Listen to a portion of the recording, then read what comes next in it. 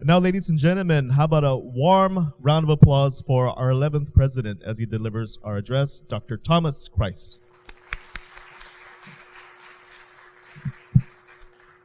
Thank you, Norm, and buenas and hapaday. Welcome back to everybody. I hope the break was restful or inspiring or whatever's necessary to be ready for this coming semester. So what I thought I would do with this presentation is to give you the presentation that I gave to a group of 5 senators on Thursday.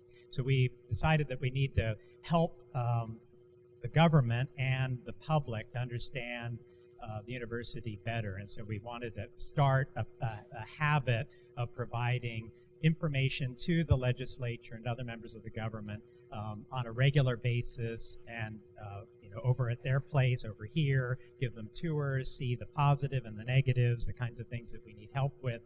So I thought this would be a nice way to sort of show you the kinds of things that we're trying to get the government of Guam to notice. And we also want the public to notice the great things going on at this institution and what a great investment it is. We often have our elected leaders present with us at so many events. It really is remarkable in my experience to have so many, the governor, the lieutenant governor, the members of the legislature, the judiciary. I mean, we're together a lot. We have many people in this room for events and many other things on campus. So I think it gives us perhaps a false sense of of how well informed people are about the institution.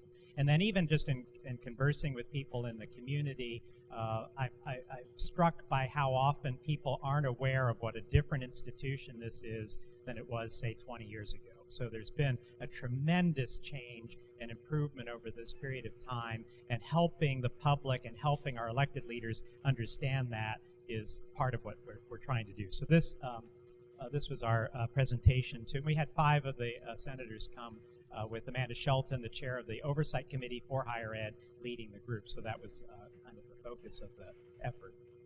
So we just provided some basic information.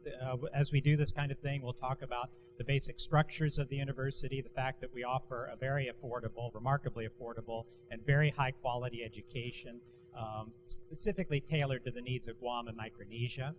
And you know that we offer 25 bachelor's degrees and 15 master's degrees. We have 2 colleges, 4 schools, 4 research units, 4 outreach units, and more than 12 mission-critical support offices. Over 80 buildings on more than 610 acres throughout 5 properties and 5 new buildings in initial or advanced planning. So we're working on all of that. We try to emphasize all the way through what a tremendous investment higher education in general is to the economy. And Clarette Ruane has been commissioned by Dr. Enriquez and me to do there she is, thank you, to do an economic impact study. We're expecting it next month, I think, which will help the community understand the economic value of the university to the community. The way we've talked about it in the past is to say that we get around $30 million in appropriation, and our budget is $100 million. So we sort of roughly triple the amount of money that the government invests. But we'll see in the economic impact study that it goes way beyond that, in terms of the benefit, economic benefit. And we're trying to emphasize what a transformational engine UOG is for Guam and the region. And then also to emphasize all the track records we have of winning and executing federal grants, and that we have more than 18,000 alums. We talked just a little bit, had 3 little slides on the strategic plan. So we'll have an official launch event next month for the campus. So be looking forward to that. So what I just wanted to emphasize to the legislators was this slide talking about the 2 kind of the marquee elements, the initiatives of the plan are to be recognized as a research institution, as a research university, and then also to lead as a partnership institution. So on the research side, we have, in terms of the research grants, we're way beyond we're punching way above our weight class in terms of the research funds and the quality of the work that we're doing. We're sort of catching up in other ways by thinking about doctoral programs and being recognized as a research university. And on the partnership side, our land grant mission makes it makes partnership in our DNA. That's what we're all about. But we really want the public to know that we are a critically important partner to success in every possible way. Every problem faced by Guam has at least some part of UOG in the solution. And so helping people to recognize that, to really emphasize the partnership aspect. And then these two marquee items then are standing on the 4 initiatives below that. So the student experience, so this means all the high-impact educational practices, all the kinds of advising and work that we do in the classroom and outside the classroom, becoming a model for operations and customer service. So we need to do more to be a model for the government and other parts of the community. Growing our financial resources is obviously key to do almost anything. And then building and sustaining our infrastructure. So that's sort of the basic model of the plan. And then we also showed this slide from the strategic planning presentation to emphasize particularly the stable public funding plus revenue generation. So we're doing all kinds of things now to generate additional revenue to support the mission of this institution, but we need it to be standing on a solid foundation of public appropriation. So we tried to get that across in all the different ways that we can. And I need your help in all the different communities that you're connected to emphasize that. We obviously need to improve student-faculty engagement in every way, so the high-impact educational practices, we do almost every one of those high-impact educational practices, but we do them for a relatively small percentage of students. So part of the mission isn't inventing new stuff, it's just expanding it to more students. Increase public visibility and fostering public confidence in UOG. I think in general there's confidence in this institution, but we need to reinforce that. We need recognition that UOG is a worthy investment. So rather than thinking of it as any other public service, to recognize that this returns value for the investment. Cultivating alumni relationships. We can do a lot more with that, and we've begun doing so. Improved facilities is obviously something that's required, and improved student experiences across the board. And then we emphasized in a slide on the what we offer students, so the affordable, high-quality education focused and tailored on serving our local population in all of Micronesia. Unique student experiences and opportunities like study abroad, regionally relevant research, and service that directly engages our local communities. It's a setting where they can excel, accomplish goals, and become immediate contributors to our island. Then we just had some slides to kind of give some background on the university and where we've been. So that begins in our beginning year of 1952, and you see the number of students enrolled over that time. Notice from 2014 you start to see a decline. So this slide, coupled with the next one, tells a certain kind of a story. So in this story, you see, if you just compare that with that, you see that the number of degrees granted roughly follows that thing until you get to this recent dip where we're continuing to rise. So the basic story here is that we're doing a better job of retaining and graduating students even while the total population is in a decline, partly because of declines in public support for the institution. So, and then you also see the graduate is the orange and the undergrad is the green, so you see this gradual increase in the graduate percentage, and I would anticipate that that percentage will grow over time. We had a couple of specific questions from the legislature during a hearing about something that's referred to as the 21st Century Bill. So it's a bill that changes our charter to allow public-private partnerships, to make some changes to student employment, to create a new class of employees called professional, technical, and federally funded. It's a long name for it. So it's allowing a few things. So we got some questions, and so we wanted to answer some of the legislators' questions. So we had this, where we have 209 students with part-time jobs at UOG, and studies have suggested that students everywhere do better if they have jobs on campus than if they have jobs off campus. So it's in our interest, it's in our students' interest to have more job opportunities on campus than off. And so the 5.9%, that's a small percentage of our students that we can employ. You see the different categories there.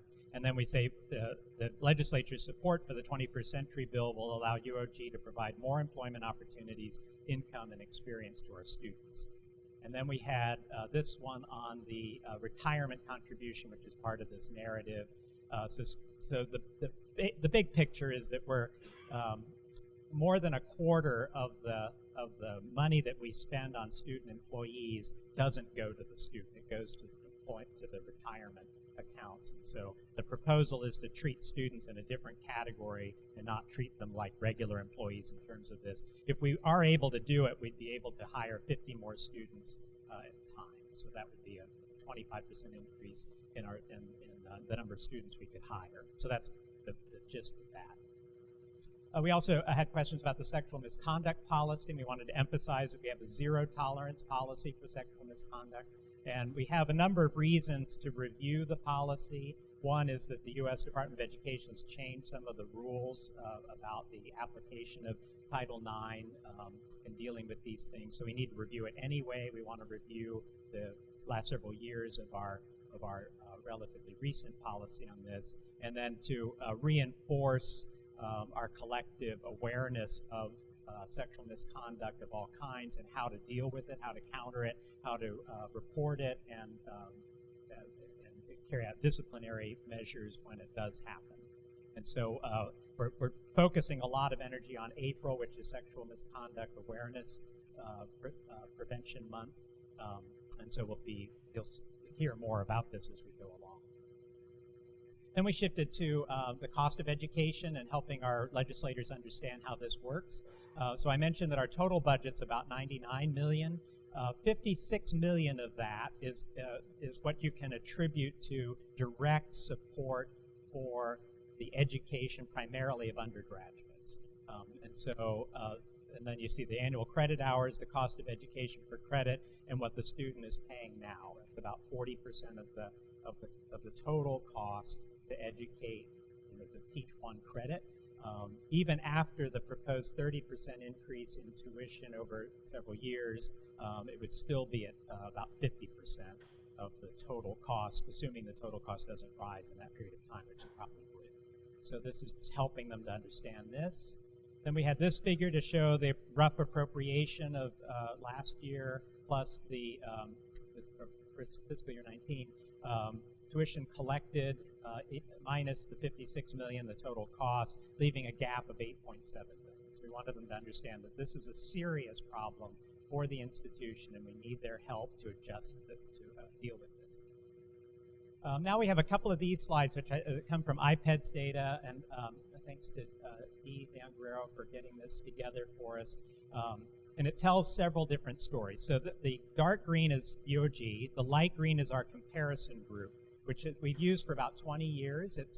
We need to review that and think about who our peers are. I think we would all agree that the kinds of institutions that are our peers have changed. We've gone up in the status. So ones that on the list include Hilo, New Mexico Highlands, Wayne State College in Nebraska, the University of the Virgin Islands, University of Alaska Southeast, and Juneau.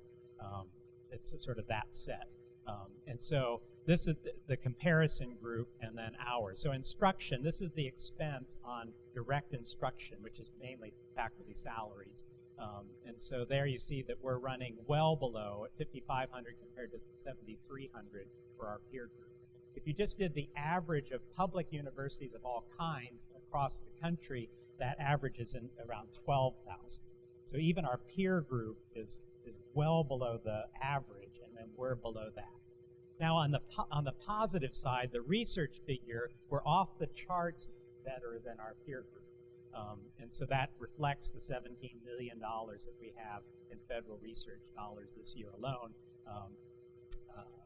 and the comparison group. Same thing with public service. So our land grant mission and all the kinds of other things that we do with WERI and CEDARS and many other outreach activities, that public service is also way off the charts compared to our peer group. Our academic support, which is the sort of non-classroom support activities that are more closely related to the academic mission than others, is higher, partly because of the public service and the research is so much higher. So that's reflected there. Then you get down to the institutional support. This is the kind of the indirect kinds of things going on that aren't very directly connected to the classroom, you see the same sort of pattern as you saw up in the instruction with relative weakness there. And the same thing with student services. So with the students that we have, 47% of our students are Pell eligible, meaning relatively low economic income status. And many first-generation students means this needs to be a lot more. We need to do a lot more to support our students, advising and all kinds of help. And so that indicates we really, really need help to fix that figure too. And then this one is on the distribution of our revenues. And so this also tells the story, the tuition and fees there compared to that peer group. So one of the ways to indicate how affordable we are. Our state or territorial appropriations there significantly below that peer group. The government grants and contracts are high because of the public service and the research activity, so that tells that positive story. Private gifts, grants, and contracts are in line with that peer group. The investment return is better than that, but still modest. And then other core revenues there we're doing better, suggesting our ability to expand alternate sources of revenue. Then we shifted to a conversation about the affordability of college. So the College Affordability Initiative that Dr. Enriquez is leading is focused on making sure that we tap every possible source of financial aid. And this tells the figures for the different kinds of support. The senators remarked on how small the private scholarships are. So they get a lot of press for the private scholarships, but compared to the other things, it's a very small and certainly an area that could expand dramatically. And this is the slide we used for the College Affordability Initiative and trying to help students understand that they can afford to go to college and that for those students who do get aid, these are some of the figures that they get for those. So just trying to emphasize the affordability of college. This is a slide we've used in the last budget cycle, trying to tell the story about the problem with appropriations from the legislature, which have been declining, the yellow bars, and then also the shortfall in the allotment. So that's the amount of money that the executive branch actually gives us after the legislature says we're allowed to have so much. So the legislature says you're allowed this much, and then the executive decides whether we actually get it. So for 4 years, we were under. We received less than our allotments, and so that's more than $12 million in shortfall. So this isn't the legislature's problem; that was the executive's problem. Happily, the legislature, this legislature, passed an element in the bill that insisted on the full allotment being paid. And the administration, the Department of Administration now is giving us exactly 1/52nd of our appropriation every week. And that's the first time in anybody's memory that we've had such regularity. So that's a tremendously good story, but we need the bars to go up too. So it's good that the green bar now matches the yellow bar, but we need both bars to go up.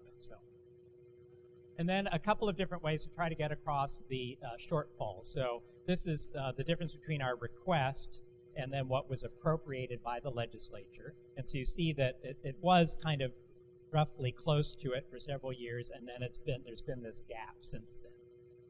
And then this is the appropriation history, and this is showing the figures back to 1998 all the way up to 19 here. And you see the gaps in there for the shortfall in the appropriations in that case. And you see that we've now met the line there, so that's an improvement.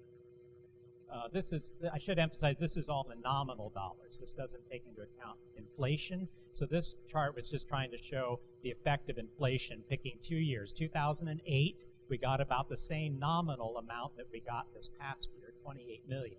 But that in today it would take almost 35 million to buy the same stuff that you could get in 2008. So the effect of inflation has not been taken into consideration. And so then we're trying, by all means necessary, or all means possible, to emphasize the impact of these shortfalls. And so a recent study by the National Bureau of Economic Research found that a 10% decrease in state or territorial appropriations over time leads to a 3.6% decrease in the bachelor's degrees awarded. So there's a real impact on our economy, on our society, of disinvestment in UOG. It's important. Important student services are affected, including admissions, financial aid, library, safety, and IT. So I've tried to emphasize that any institution can absorb a one-year cut, right? We can tighten our belts, we can cut things. These are the things we'll probably cut first, right? Admissions, financial aid, library, safety, and IT. Those are the things that have some flexibility. But to do that year after year after year has serious consequences. And so right now we're short nearly 100 critical employee positions, including full-time faculty positions that are unfilled, and there's an inability to create and fill future positions to support new programs or expansion of successful programs. We're trying to emphasize this in every possible way. And then the impact of these continuous shortfalls include debt service on new buildings, loans is affected, so the ability to get loans is challenged by this. Facilities maintenance and safety is compromised. Salary scales are up to 17 years old and need to be updated to a level that supports the best employees, creates equity, and retains the top talent. Slow growth and expansion for new programs like the School of Engineering and student initiatives like the Triton One-Stop Center and the Career Development Office. So at the very moment that we're launching the School of Engineering, we're suffering this disinvestment in the university. And then we wanted to emphasize the shared responsibility for the development of our human capital through our students. So local appropriations are the basic foundation. UOG resource management and entrepreneurship. So the Good to Great program was really largely an efficiency exercise. So the university is much more efficient than it was before that. So we've taken those steps. We've become a very efficient university. And our student tuition and fees is one of the issues, and we're raising them because of the problems with the shortfall in appropriation. In an ideal world, we could reduce them over time with increased appropriation, and it would pay off to do so. And thank you for your support. So that, we pray for your support, I guess we could say, yeah, so. So I just wanted to give you that sort of overview. We intend to do this kind of thing on a sort of occasional basis to try to help the legislature understand these things. That many of you have contacts and involvement with leaders of Guam and the region.